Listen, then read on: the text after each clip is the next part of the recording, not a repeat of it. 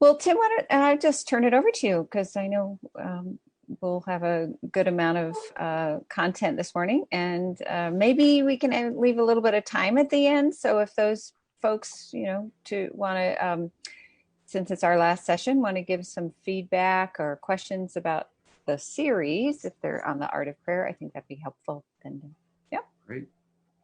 Yeah. Okay. All right. Good. Good morning. Thank you. Good. So, Sounds good. Thanks, Clover. I think that's good if we have a little time at the end to think across the sessions and raise some questions and explore some questions. So, as you know, the first of the three of these sessions on the art of prayer, the poetics of prayer, focused on biblical poetics of prayer.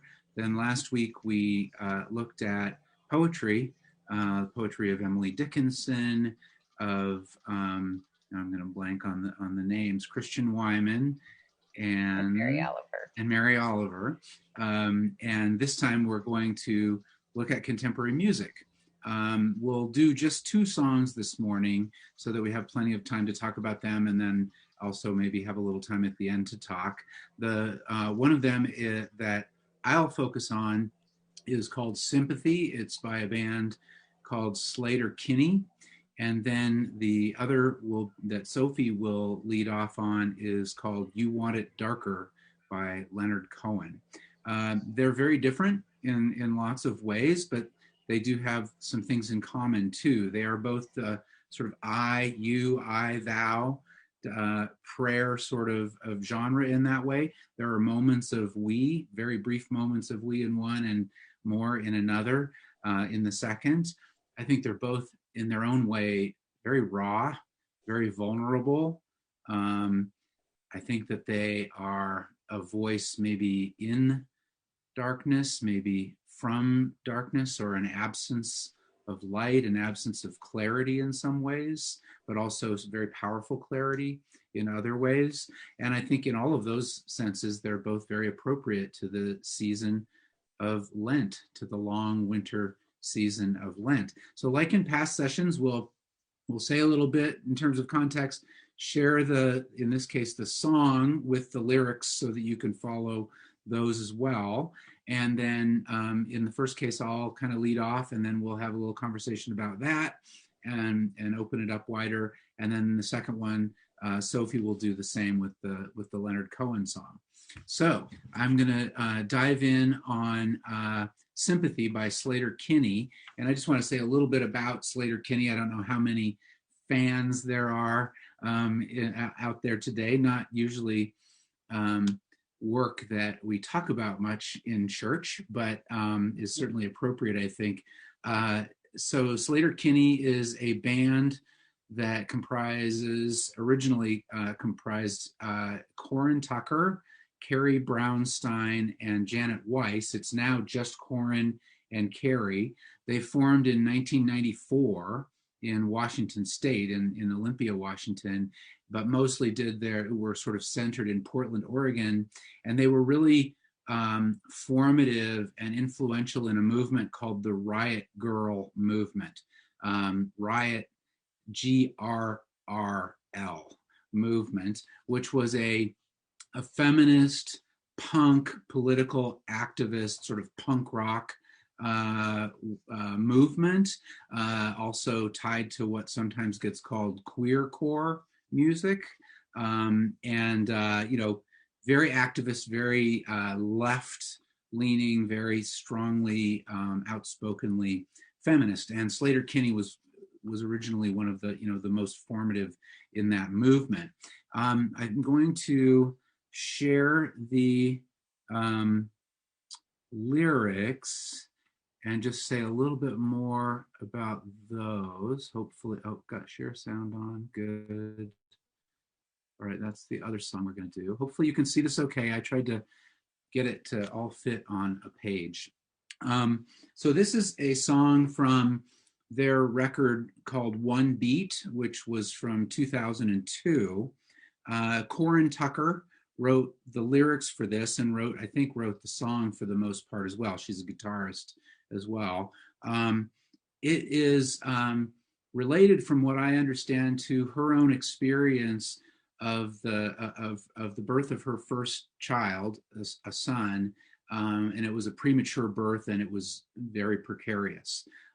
So that's the sort of story behind it. I think in some ways it's more broad than that, but it certainly is a prayer of a mother on behalf of her child. I thought that was appropriate, given that we started with Lamentations, which can be understood in some sense as Zion, Jerusalem personified as a mother, praying on behalf of her children, her babies. And so that is that. I am going to hit play and hopefully be able to find my way back to the lyrics so I can see them while you all are seeing them, but I think you still see them right now. So it's going to dive right in. This is a little less, hardcore punk rock than a lot of their stuff, so it'll be a little more easy listening than a lot of Sleater-Kinney, but I strongly recommend that you explore more music by Sleater-Kinney. So here is Sympathy by Sleater-Kinney, and then we'll talk about it. Come to you, only when in need. All right, I'm going to start it. I know I come to you, only when in need. I'm not the best believer, I'm not the most deserving. All I am, all I can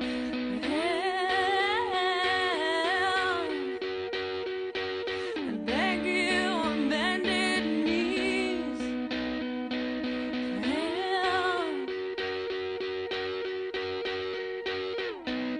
Precious baby, is your life hanging by a thread? A thread I'm standing on and praying on today. I am, all I can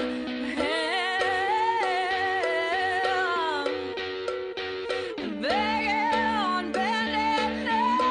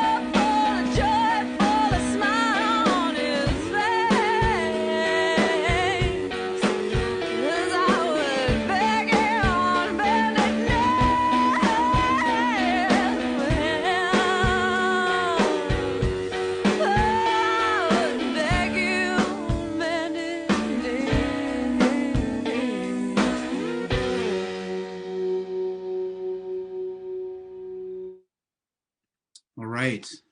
So um, I think this is the only song I've ever liked that has cowbell in it. But I say that partly because it lightens the mood. I get a little choked up even just listening to this song, and so I'm a little anxious talking about it. It's a very powerful sort of I thou. Right there at the beginning, kind of sets up, I think, what's the backstory in some way. This is someone coming to pray who doesn't do it much, who is infrequent, who's not the best believer, not the most deserving. There's a kind of honest rawness to that. There's an admission that this is simple in some way, and yet I think in its simplicity, I find it very theologically profound as a work. I think it's both kind of like the voice in Lamentations, both self-effacing and at the same time self-empowering. The poet finds a power of voice and a kind of demand for God to do something on behalf of another, for him, repeated throughout it. One thing that just blows me away that I find especially powerful about this song is the way that vulnerability and that desperation and really suffering in relation to God in this I thou relationship ends up translating into this experience of I don't know how to describe it exactly. She uses the word curse, curse in my hands, curse on my tongue. It's like an embodied cursedness or something like that. Even uncleanness. The voice, I've got this curse in my hands. All I touch fades to black, turns to dust, turns to stand. I have this curse in my tongue. All I taste is the rust, this decay on my blood. It's very, very powerfully embodied, and it's this experience of embodiment as accursed in some way. And there's something about the vulnerability and the address to the divine that seems to be going on there. I'm not sure what to make of it exactly, but it is interesting to me that we see that in some lament psalms in the Bible, and also we see it in the book of Job. Job moves back and forth between his sort of theological anguish and suffering and descriptions of himself as sort of accursed and abject in relation to those around him. And so there's something going on there that I find very powerful. And then there's this break, and I asked Becky Shaw, our friend Becky Shaw, but I didn't hear back. I'm pretty sure it's a bridge. It's what's called musically a bridge. It's right there the second time through got this curse in my hands and on my tongue, this decay. She breaks and doesn't say in my blood, but and we go. And then you hear the other voice say, hey, like breaking in. And then you get this next stanza, which is different. And it functions like a bridge in that way. Different chords, different lines, and actually the lines are much longer. They're less rhythmic. You're sort of like cramming words into these long lines to get it out. And it almost, to me, reads like preaching.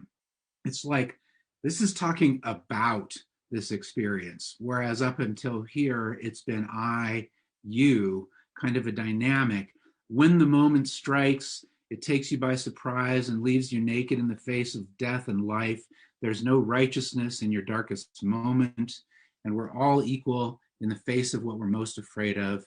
And then another turn within that to those mommies, this is the part that I get choked up on, but who are left with their hearts breaking. And so that seems to be a very powerful break in it. I think in some way, it's also beginning to anticipate that some kind of deliverance is happening, because she's feeling for those other mommies who are having a different experience than it sounds like she is having. So you have that bridge there that turns it into a kind of theological reflection about this, the ultimacy of suffering, of vulnerability, that one is in a moment like that. And then after that bridge moves back into the familiar rhythm and the music that we know from the earlier verses, but again speaking in first person, but not to God anymore, reflecting more introspectively. I search for meaning in sores, the sentences they might form. It's the grammar of skin. Peel it back, let me in. Look for hope in the dark, the shadow cast by your heart. It's the grammar of faith. No more rules, no restraint. I think this has arrived in some ways at what we're many of us are familiar with from feminist theology, the embodiedness of religious experience, the embodiedness of theology. The grammar of skin is the the purest, rawest kind of prayer, kind of faith, kind of theology. So and then there's a turn there at the end, which it reminds me a little bit of some of the Psalms of Thanksgiving in the Bible, where the first part is lament and complaint and petition to God, and then there's a turn, and all of a sudden the psalmist is giving thanks, like something has happened between that earlier part of the psalm that is lament and petition, and there's been some kind of deliverance or voice of deliverance or assurance or something, and then the end of the psalm is thanksgiving. And here we have that same very humble, very unpresumptive expression of gratitude. How angry I'd be if you'd taken him away, but you didn't, so I'm going to be grateful. Like, I don't get this, but I still feel this, and thank you for the love, for the joy, for the smile on his face. So that's the psalm or the song that is. One thing that's interesting to me about it is it feels like a prayer that is a story. There is a dramatic narrative movement through it as well. So thinking about prayer as a form of narrative is really fascinating to me as well here. And I think I saw that my mentor and friend Rebecca Chop is on here. She's the one I first began reading Helene Cixous with, the French feminist theorist and poet. And one of her famous lines is that you have, when you write, you have one hand on your pain and one hand on your pen. And I think that is very real in this particular prayer song. So I'll stop talking there. Interested in what others think.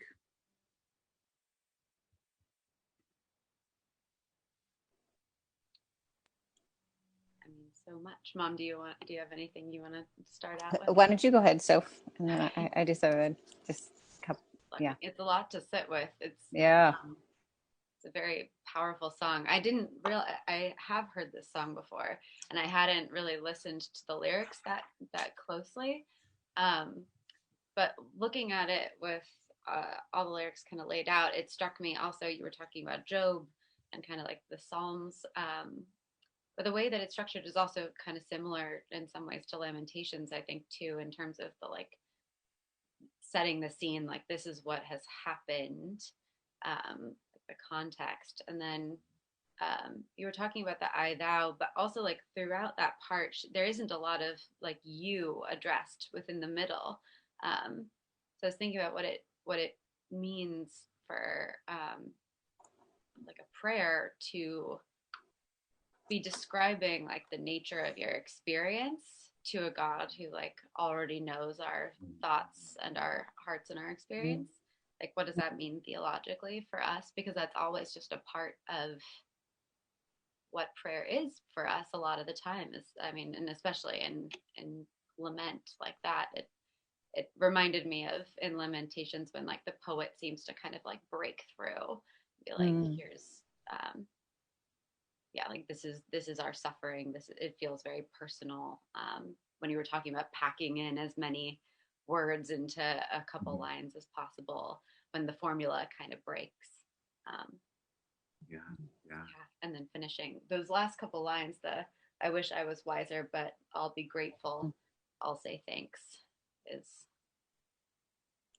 profound. So simple and profound, isn't it? Yeah. It's right to bring it home there. I was so struck by that we had talked about this in staff the other day. We read actually a poem prayer by Walter Brueggemann called Ash Wednesday, and Marked by Ashes, I think is what it's called. And so this language of the curse in her mouth, the fades to black, dust turns to sand, curse on my tongue. What we talked about and what I hear here is just the taste of death. You know, the taste of death in your mouth. It's so real. It's so bitter. You know, the bitter taste of dying, decay. It's so earthy. It's so Lenten. I mean, it's so Lenten in this kind of woeful way. So honest. Yeah. And then I loved I search for meaning in sores. That seems so Job-like. The sentences they might form. It's the grammar of skin. Peel it back. Let me in. Look for hope in the dark. The shadow cast by your heart. I think that's amazing. It's the grammar of faith. No more rules. No restraint. It's just powerful. It's emotive and evocative. You can't reduce that language to simplicity for the way that the curse on my hands and on my tongue, everything I touch, everything I taste, it captures that experience, I think, that a lot of us have in suffering, of isolation, of feeling alienated, not only from the people around us but from the world around us. And that comes right after her frustration with that doctor too, who is the other character in the story in a way. So on the one hand, though, that experience of isolation, of embodied isolation, and related to the curse language on my hands, on my tongue, and on the other hand, it's reaching out. It's continuing to reach out and try to connect out of that isolation. And I was thinking what you said, Sophie, about God already knows these things. I think it's interesting I think in biblical theology, there's a tension there, right? There's on one hand, Lord, you know my heart, that kind of language, right? And all of that. But then on the other hand, I mean, these prayers wouldn't be there if you really believed that. And there is this biblical theology there that suggests that God has to be moved to act, and God forgets and remembers all the time. Right, remember your covenant. It's often the cry of those suffering coming up to God, for example, in Exodus 2, that moves God to act and to remember first, and then to act. And even biblical prayers like of Rachel and Leah and Hannah, mothers' prayers on behalf of their babies too, suggest a different theology from the one that we moderns have, which is omniscience and all of that kind of stuff. It's a God that can be removed, needs to be moved, needs to be provoked, even rhetorically convinced to do something sometimes. And that's an interesting inheritance into prayer that we have from the biblical, I think. I love that connection, especially with this song, that by a mother about a child in suffering and in potential threat of loss. And in that tradition of the Hannahs and those who are grieving children, there's that maternal element of yelling at God, blessing God out, saying, it's a very motherly thing to do. Like, in case you haven't seen this, look over here and see what's happening down with us. Thank you. I think that is great. Do you have one more thing? Because I think it'd be good. It's almost 10:30 to switch to Sophie. Yes. Yeah. And speaking of blessing out, we just got a message from one person in the chat. Oh yes. Can really relate to this song, Tim. Oh wow. Okay. The 10th of day. Personal experience of near loss, and and this speaks, and that's one of the beauties of this. It's rooted in a very specific experience, and yet it's generalizable in a way. There's something about the poem that is just close enough to the raw particular experience, and yet just generic enough for us to find our way into it. And this was a man who was expressing that experience and identifying with this mother's prayer in that particular case. All right, well, let's move on to the next. Okay. And Sophie, do you want to say anything before I pull up the screen just so we can see you while you're talking? Just very briefly. Well, you can pull up the screen and I can just talk as well. That's totally fine. So many of you may probably already be very familiar with Leonard Cohen or have heard of Leonard Cohen. He's was a folk singer, kind of soft rock. He's most famous for the song Hallelujah, which is very well known, but he's always kind of had these religious themes in his music. He kind of got popular, I think, in the 80s and continued singing until he passed away. And he's Jewish. He grew up Jewish, but he's always been drawn to, I think he's really a storyteller, like most singers and maybe most, performers are in general. He's interested in these religious narratives and with a faith tradition based on the Old Testament. Obviously, that narrative is central in his life, those texts. But he also was eventually ordained as a Buddhist priest, even though he still also very much considered himself Jewish. And he talked a lot about being drawn to Jesus, being drawn to the Jesus stories and Jesus as a figure and kind of some of the theological ideas around that. So a lot of richness there. And some people see him as sort of a dark, a sort of a dark artist in terms of his content. But I think, and that's definitely true. There's heaviness there. And of course, the song is called You Want It Darker. It's probably one of the darkest songs he has. But he also kind of holds that tension. He has kind of a sense of humor and like an edge of, I think it was described by one of his friends as a particular edge of light with which he looks at the world too. So holding that in mind, this song was written, it was released on his 82nd birthday, and he passed away of leukemia that year.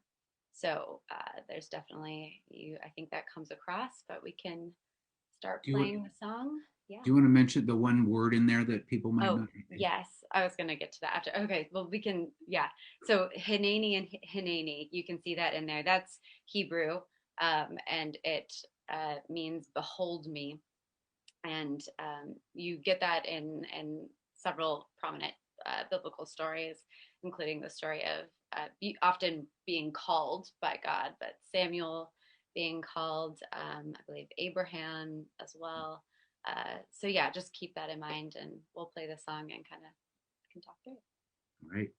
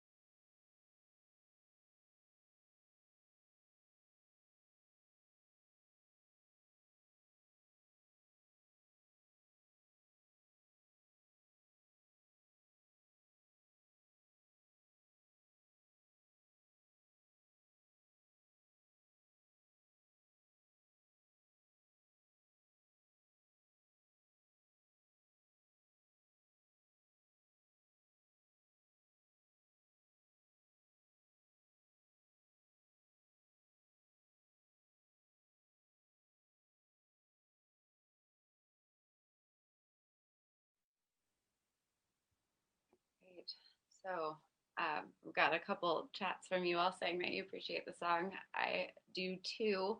I came across this was during the credits of American Gods last week. I don't know if anyone watches that show, but that's what it resurfaced for me. I hadn't heard it for a long time, and it was timely as we're thinking about this idea of prayer in song and music.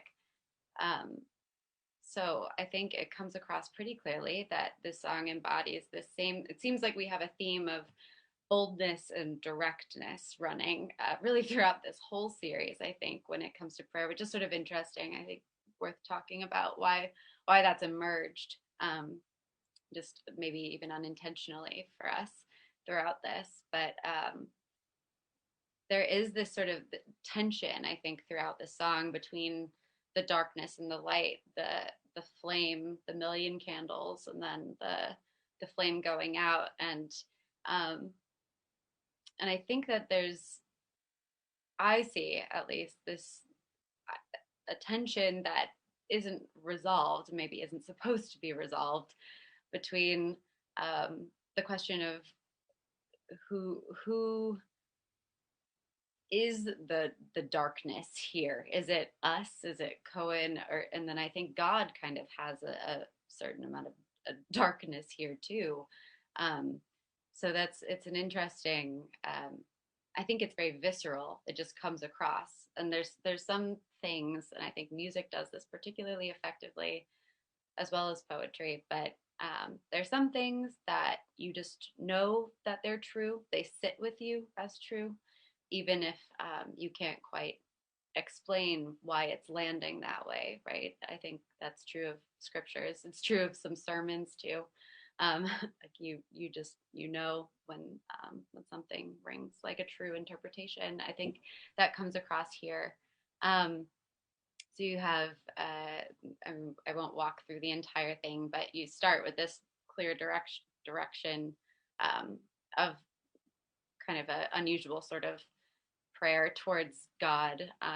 If you're the dealer, then I'm out of the game. If you're the healer, that means I'm broken and lame. If thine is thy glory, then mine must be the shame. You want it darker. We kill the flame. And so that piece, if thine is the glory, then mine must be the shame. That's then again, it's bookended in the song. That part is in the last verse as well, which I think is interesting and very sounds like a psalm too. Like sometimes that gives it form and structure, which I think is true of. I've been thinking about liturgy as we're talking about prayer in music, and kind of how this song and all prayer songs, including the Psalms, can maybe it gives us form and structure to our prayers, to our suffering, to our lives, but it also gives us words, right? And it gives us something, especially when it comes to music, it gives us something that we can share together, whether you're singing it or it's kind of touching across things or across experiences and people and relationships. So it's sort of it's an unusual praise hymn, I think, is when we get this refrain here: magnified, sanctified be thy holy name, vilified, crucified in the human frame. There we get Jesus Christ, I think, coming through. You see his being drawn to the story of Jesus's life and death, and that coming across here. A million candles burning for the help that never came. You want it darker. And so that's a God who maybe doesn't always show up. All of the candles burning and the help that never came. So it keeps going. Then we get the Hineni Hineni, which is so powerful throughout. And clearly that's really the refrain that keeps driving. Behold me, behold me. The way that he sings it, I think that every time, at least when I hear it throughout the song, it lands a little bit differently. So the first time it's feels a little bit more vulnerable, like God, listen to me, see me. Maybe that's just more of like a calling to God to listen in prayer.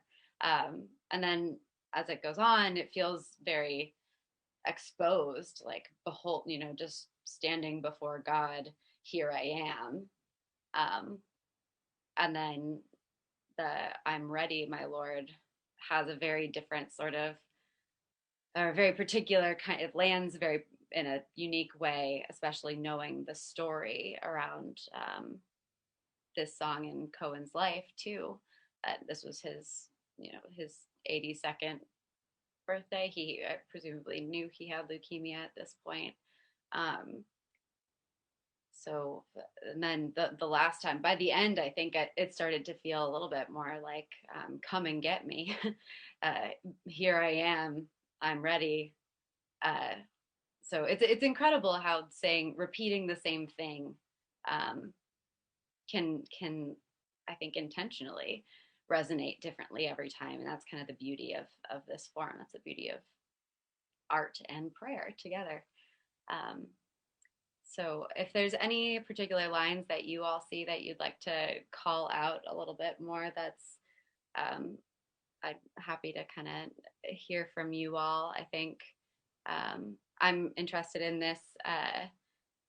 There's a lullaby for suffering and a paradox to blame, but it's written in the scripture and it's not some idle claim. I find that compelling as well in terms of the scriptures here. This it seems like he's questioning and almost, I don't know, really poking at something, but he doesn't write it off either. It seems like he's just in conversation with God in a very I don't know, unique way. The paradox of a lullaby for suffering, that's poetic, right? Feels like two opposing ideas placed side to side, side by side. So yeah, I don't know what are some of the things that are landing for you all as you hear this. Mm-hmm. I love how you thought of it, brought it up as liturgy, given that there's an actual cantor at the end who's canting Hineni, and the context of that, and the praise. It's sort of like praise to a dark God, I feel like, in some ways. One thing I was wondering about was how to read the we, because there's the I and then there's the we. And I feel like so this is the God we know from scriptures and from history, and this God seems to always want it darker than we expect, and we obey by putting out the flame. And I hear that as the people of God. And the record art for this, I think, has a Hebrew on it that says something like blessed to be one of them or something like that, basically like being the chosen people who keep staying with this dark God who keeps wanting it darker, and they kill the flame. I just couldn't help but read that in relation to a million candles burning for the help that never came. Is that pogroms? Is that the Holocaust? Is that prayer candles, appealing to God and God not responding? Is that what we're reading with they're lining up the prisoners and the guards are taking aim? I had some demons I didn't know I had permission to murder and to maim. Is that what that is too? I mean, is there some history of the Jewish people enduring suffering and violence and maybe seemingly left by God, and yet the people are still responding? That's one interpretation. Yeah. The idea that, like, I struggled with some demons, they were middle class and tame, being kind of plopped in the middle of that stanza is seems almost out of place, but it's yeah, it reminds me of or it brought to mind the line in the Sleater Kinney song that talks about the other mommies. In some ways, it's this sort of self-awareness that I think I've experienced definitely pop up in prayer. If you're, whatever your demons are, your struggles, you kind of are aware of the heaviness of, my other people have it so much worse, to use the cliche kind of line. Like sometimes that occurs to you. You're like, how could I come to you with my problems, God, given that there's so much suffering in the world. And so I kind of heard that come through here. And with Leader Kenny, it's, remembering the other mommies whose sons didn't survive. And so for Leonard Cohen's middle class and tame demons, if we are thinking that this is sort of alluding to the experiences of those in the Holocaust, that's pretty stark. Yeah. Well, and I like that, the allusion to the Holocaust. I mean, he was born in 34. So his childhood would have just, would have been post as a, a Jewish child. His experience would have been very close to those survivors of the Holocaust, or the stories of those who did not survive the Holocaust. And so that child who didn't probably go through the Holocaust himself, but heard stories of it, his demons, his struggles would have been very middle class and tame, probably feeling, versus his family. And it could even be read as, I struggled with some demons, but I didn't realize I could line people up and shoot them. And get away with it. Yeah, I didn't realize I had permission that kind of dark, that kind of violence to get away with. Yeah. One of the, Sophie, you mentioned Hineni, behold me, sometimes it's translated here am I, or here I am. And that's in the Abraham and Isaac story. It actually, Abraham says it a few times, but in response to God's call. But Cohen, one of his first early popular songs was called The Story of Isaac. And it's about the Vietnam War, and he's retelling, or it's kind of about the Vietnam War, retelling the story of God calling Abraham, or Abraham believing God had called him to sacrifice his son, in the context of the Vietnam War, and basically America sacrificing their children, the world sacrificing its children for this. And in that story of the binding of Isaac, there are three Hinenis, and the first is when God calls to Abraham, and Abraham says Hineni, and God says, take your son, your only son whom you love, and go and kill him as a whole burnt offering. And then the next one is when the son, Isaac, says, Father, and he says, Hineni, my son. And Isaac says, where's the sacrifice animal? And Abraham says, God will provide it, which can be read ironically, well, you're it. God did provide it and you're it, or God's going to come up with something else, and I'm calling his bluff to see how far God will go before God stops me from doing this.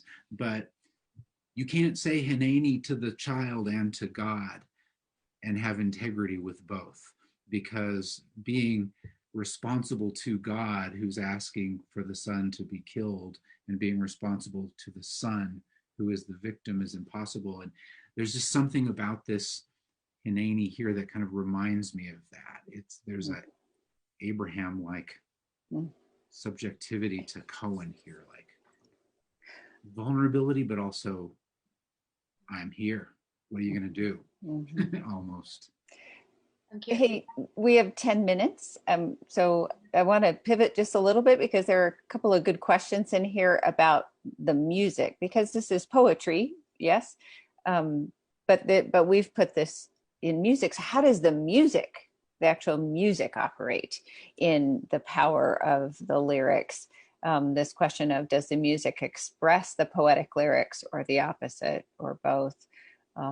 To please discuss the alignment of musical genre and expression with the lyrics. And then relatedly, those two songs are both very personal, but the musical expression is different between the two. The Cohen one feels like liturgy.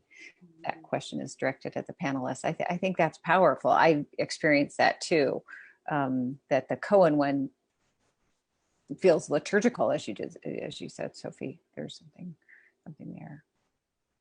Yeah, I think the Slater Kinney song, sympathy is also an interesting word, right? Because that's sort of a light word. Feels It feels, shallower. yeah. Um, her expression is much, it reminds me a lot more of Lamentations, just it's emoting, it's very much in the moment. um it feels like it doesn't hold back, and then that comes across musically too in this style. It Mm-hmm. feels um maybe more personal in that particular way, and I wonder if maybe like that you have to almost be feeling that anger. Like I know that she says Mm-hmm. she would be angrier Mm-hmm. if things had Mm-hmm. gone worse, but I still feel the anger sort of exploding In that genre, yeah. it's hard to, I think,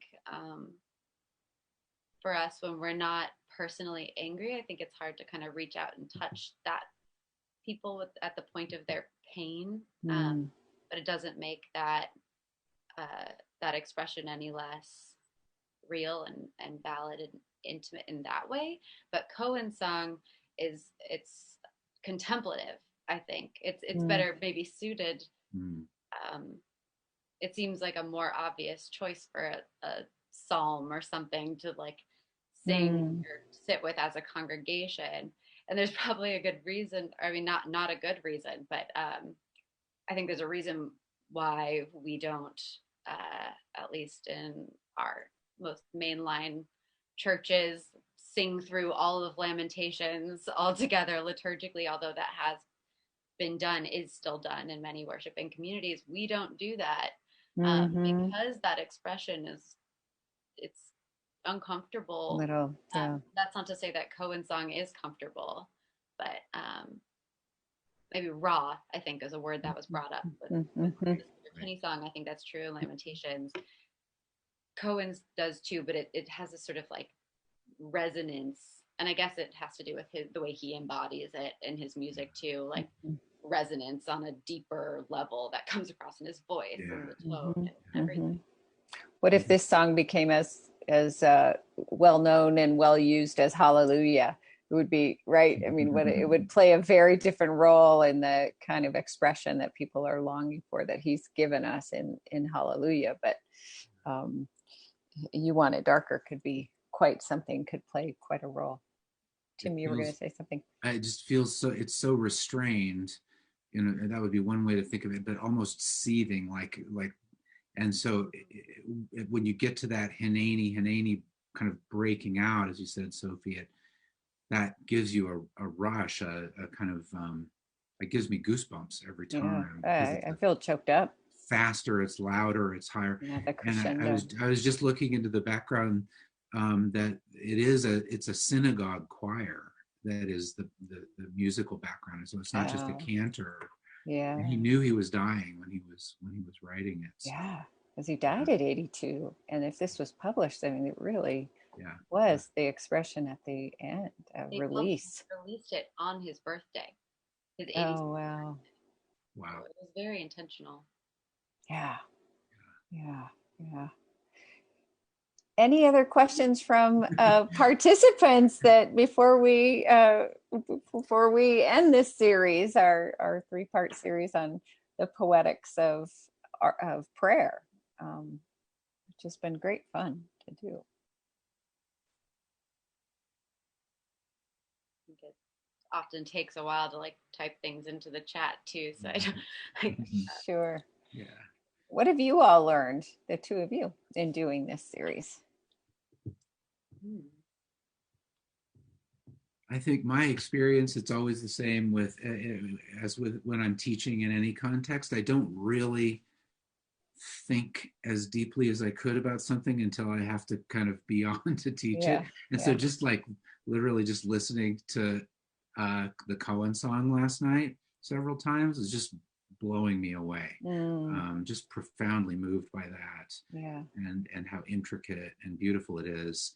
But I think that, you know, one thing we talked about early on, is this idea that poetic language, you know, offers alternative realities, um, offers different ways of seeing and being in the world. And part of what that does when it comes to prayer is offers a different reality of God, a different God, if you will. Like I keep thinking, like, who is the God in this prayer? Who is God in this prayer? Who is God in this one? And the language constitutes the divine. And that's another power that we have in prayer. Our prayer actually, in some sense, reimagines God, and that relationship. I think that's incredibly powerful and empowering. It makes me think about the way that we read scripture sometimes as sort of frozen in time, as like this is the image of God, the language for God that we have. But looking at different types of expression, their poetry and music, which poetry is kind of the underlying thing, and all of that. You have all of those genres in the scriptures. We have all of that now. The scriptures, whether we've said it explicitly or not, does not offer us just one image of God, because there's, in every psalm and every story, God emerges differently, kind of like a kaleidoscope, I think, different facets. And we see that still too in the music and poetry that's created now. And so, yeah, I've been thinking about this sort of idea of extra biblical revelation, that I think is sort of important to hold when you keep visiting art that's being created now, types of prayer, and then still keep it in conversation with these scriptural texts. It reminds me that this conversation, this working through different images of God, that change has been going on since as long as we could write or tell stories. So absolutely. And that's what scripture itself is too. It's always interpreting, it got cut off and turned into canon at some point, but just read the Gospels and those are inheriting and reinterpreting and reimagining other inherited traditions, and we're part of that. That doesn't stop at canonization. We are part of this scriptural history, ongoing history. And we in the Reformed Church would say it's the inspiration of the Holy Spirit that keeps revealing itself through the text. And we get to play along. And both of you, thank you so much. I appreciate it. All you participants, thank you so much for coming, for showing up these weeks. And we hope that it was beneficial to you. Hey, Lisa Copes. Beneficial to you, and it was great to do this together as a family. Great to do this in Lent with you. So thanks again, and go all of you, go in peace. And if you have any follow-up questions or comments, this is to the participants, we would love to hear from them. You know where to find us, and we will connect with you. So keep reading poetry, keep listening to good music. And I would say read them out loud. There's the power of speaking these things aloud to be heard, I think is really moving. So thanks for the Bible. Thanks for poetry. Thanks for music. Thanks for you all. Yeah, thanks for you all. Blessings. Sophie, I'll talk to you later. Yeah. All right. Bye. Bye. I turn this off recording. Okay. All right. Bye, guys.